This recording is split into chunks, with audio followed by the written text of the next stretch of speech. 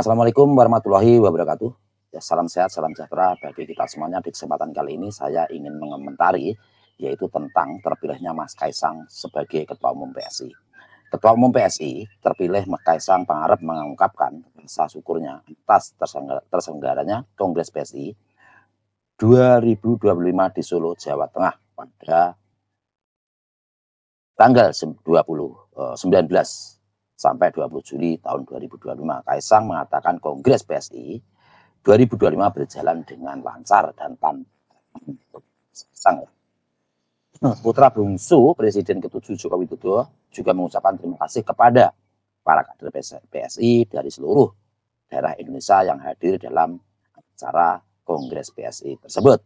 Nah, karena menurut Kaisang, para PSI ikut meramaikan keseluruhan rangkaian Kongres PSI 2025 ya di Solo, Jawa Tengah.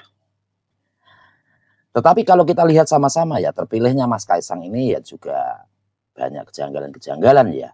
Nah, dan Mas Kaisang ketika menjadi ketua umum sebelumnya adalah ketika pagi membuat KTA, sore menjadi ketua umum, dan saat ini seolah-olah Mas Kaisang langsung menang dalam kongres tersebut. Itu nggak apa-apa, itu sah-sah saja menurut PSI ya.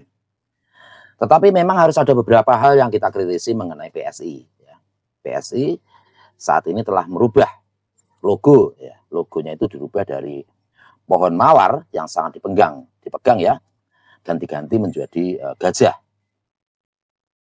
Gajah itu kepalanya merah, hidung tralinya mendongak ke atas, dan juga badannya itu hitam turun ke bawah. Kalau saya melihat dari logo PSI ini ya, sangat bagus itu malah sebelumnya, ketika masih bunga mawar. Itu artinya maknanya sangat substansi sekali ya, sangat mengena sekali terhadap masyarakat, karena teman-teman juga tahu ya filosofi bunga mawar tersebut. Tetapi mengenai gajah ini gitu loh, gajah ini kepalanya mendongak ke atas. Kalau banyak masyarakat yang mengatakan bahwa ini adalah logo kesombongan. Merah artinya berani dalam kesombongan. Ya. Dan telinganya itu tidak ada kalau kita lihat, artinya tidak ada yang mengatakan bahwa telinganya nggak ada, itu artinya ya tidak mau mendengarkan konstituennya. Ya. Memang kalau kita ketahui, memang saya kritisi juga ya. Banyak sekali kader-kader PSI itu jarang sekali yang mau turun ke bawah. Yang ke petani, ke nelayan ya, ke pedagang itu jarang sekali. Tetapi kalau yang kita lihat adalah PSI itu selalu bertemu dengan kelompok-kelompok startup seperti Raffi Ahmad ya, seperti Willy Salim dan orang-orang kaya gitu loh. Tetapi untuk pedagang, untuk petani ya, juga untuk orang-orang kecil itu jarang sekali gitu. Nah, padahal kalau kita ketahui bahwa ini adalah partai anak muda ya. Anak muda itu harus mampu menjadi titik semangat awal dalam usia produktif. Tetapi kenapa kalau tidak produktif? Seharusnya kalau produktif itu ya bekerja keras bagaimana caranya membantu masyarakat turun ke lapangan, membantu masyarakat di lapangan, membantu petani, membantu nelayan dan lain-lain. Tetapi itu memang jarang gitu loh. Memang ada sih, tetapi jarang begitu.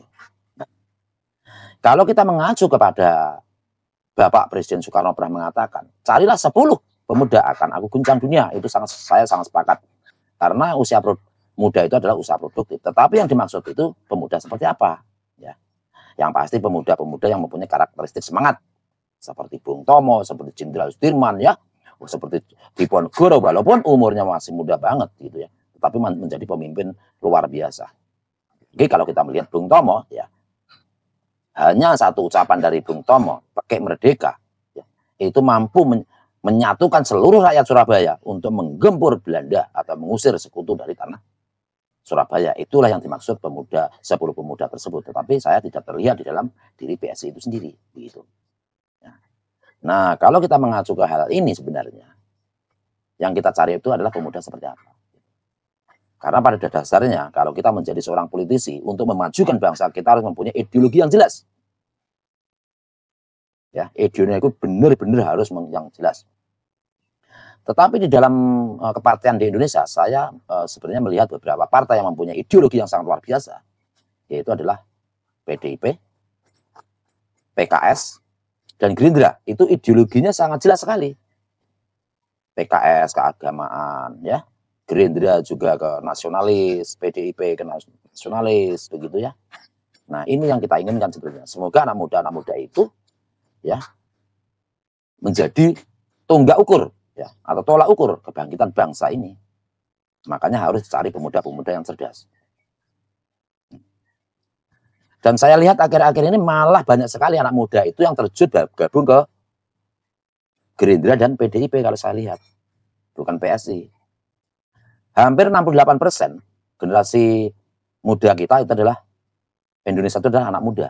Tetapi kenapa yang kita ketahui sama-sama, kenapa suara PSI itu hanya 2,8%? Padahal pemuda di Indonesia itu ada 68%, sisanya kemana? Inilah yang menjadi pertanyaan ya bagi kita semua. Itu dan juga harus menjadi tantangan PSI itu sendiri. Dari jumlah 68, kenapa yang mampu diraih oleh PSI hanya 2,8%? Kalau memang PSI itu adalah partainya anak muda. Disinilah yang sangat membingungkan bagi kita semua sebenarnya. Dan saat ini, kalau kita ketahui bahwa didukung oleh Pak Jokowi, 1000% katanya. Tetapi kalau kita flashback di tahun 2024, dalam pileg kemarin, ya, ketika Pak Jokowi masih menjadi presiden, itu tidak mampu menopang suara PSI lolos ke Senayan. Apalagi ketika itu yang menjadi bintang iklan adalah Bapak Jokowi. Dan ketuanya adalah Mas Kaisang. Tetapi itu pun yang terjadi tidak mampu ya, mengangkat PSI itu sendiri untuk lolos ke parlemen. Inilah kenapa kita banyak sekali masyarakat yang meragukan bahwa PSI nanti lolos atau tidak. Ya, padahal kalau kita ketahui bahwa di pileg sebelumnya itu baliho PSI itu dari Sabang sampai Merauke. Ya. Kalau kita lihat malah banyak balihonya daripada pemilihnya. Di sinilah yang kadang-kadang menjadi lucu-lucuan bagi saya sebenarnya. Makanya tetapi mengenai filosofi tadi, ketika masyarakat mengatakan bahwa mengenai logo gitu adalah salah besar sebenarnya. PSI itu mengganti logo. Hidungnya merah naik ke atas, tidak ada telinga ya. Sudah saya katakan berulang-ulang, hidung naik ke atas artinya sebuah kesombongan, merah artinya keberanian, beranian dalam kesombongan gitu ya, nggak ada telinganya artinya tidak mau mendengarkan, dan badannya turun ke bawah artinya ya badannya tidak mampu menopang keberanian dalam kesombongannya itu. Itu filosofi namanya masyarakat bernarasi itu boleh-boleh saja. Mereka mengaitkan dengan hal demikian. Menurut teman-teman bagaimana ya? Silakan teman-teman di bawah. Ya. Cukup sekian dari saya. Sakit Dikader. Assalamualaikum warahmatullahi wabarakatuh.